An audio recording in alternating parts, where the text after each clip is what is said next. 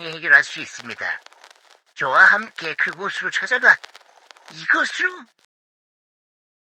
다음 날 남규는 약속한 시간에 맞춰 숲의 그 장소로 다시 찾아갔습니다.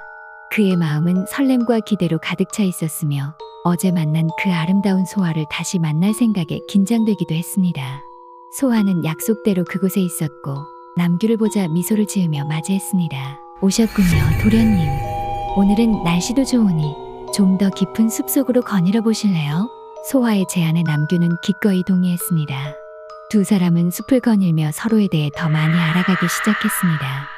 소아는 자신이 숲에서 나고 자란 이야기, 숲의 식물과 동물에 대한 깊은 지식을 나누었고, 남규는 자신의 삶과 남원남씨 가문의 이야기를 들려주었습니다. 그 사이 그들은 소아가 부모를 여의고 혼자 외롭게 살고 있다는 사실도 공유하게 되죠. 그렇게 그들은 매일 만남을 이어갔습니다. 남규는 그녀에게서 약초와 나물의 이름을 배웠고 심지어 그녀와 함께 나무를 캐기도 했죠. 그는 그녀를 위해 시를 지었고 그녀에게 들려줄 노래를 만들었습니다.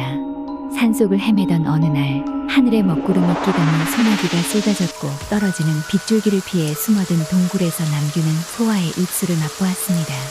그는 소나기가 멎을 때까지 힘차게 그녀를 끌어안았죠. 그 후로도 남규는 매일 그녀를 찾았습니다. 그런데 이상한 건 그의 건강이 날이 갈수록 안 좋아졌다는 겁니다. 맑고 밝던 얼굴은 어디 가고 쾌한 눈에 움푹 패인 볼, 점점 말라가는 것이 알아눕지 않았을 뿐 언제 쓰러져도 이상하지 않을 지경이 되었죠.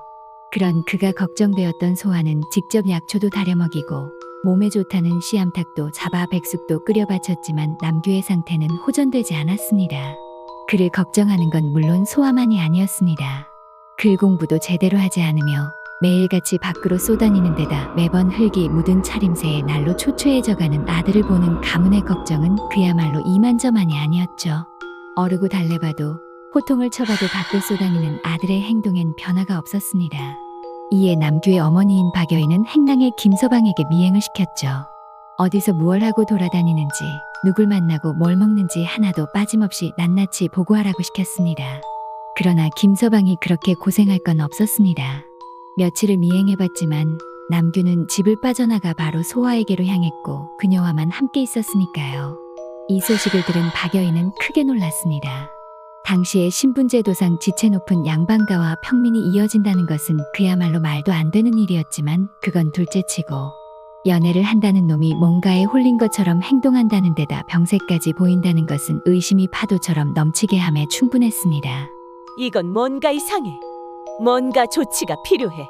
박여인은 김서방을 앞세워 직접 소아의 집을 찾았습니다. 그래도 명망 있는 종가의 맏며느리였던 그녀는 문을 열고 쳐들어가진 않았죠. 그녀는 심호흡을 하며 먼 발치에서 소아의 무릎을 베고 누워있는 아들의 모습을 지켜보았습니다. 어이구, 저런 놈을 낳아놓고 내가 미역국을 먹었다니. 그런데 엄마의 감이었을까요? 그녀는 뭔가 미묘한 낌새를 감지했습니다. 아들을 바라보는 소아의 눈빛이 예사롭지 않았거든요. 뭔가 말할 수 없이 이상했습니다. 사랑하는 남자를 바라보는 눈빛이고는 속을 알 수 없는 냉랭함이 깃든 차가운 눈빛이 그것이었습니다.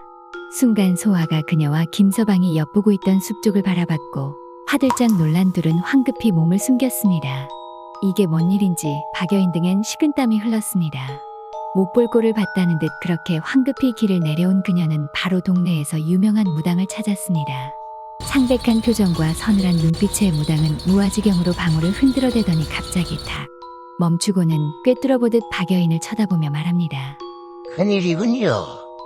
아드님이 죽게 생겼습니다. 이에 쏘스라치게 놀란 박여인이 소리칩니다. 아니, 그게 무슨 말인가? 죽다니.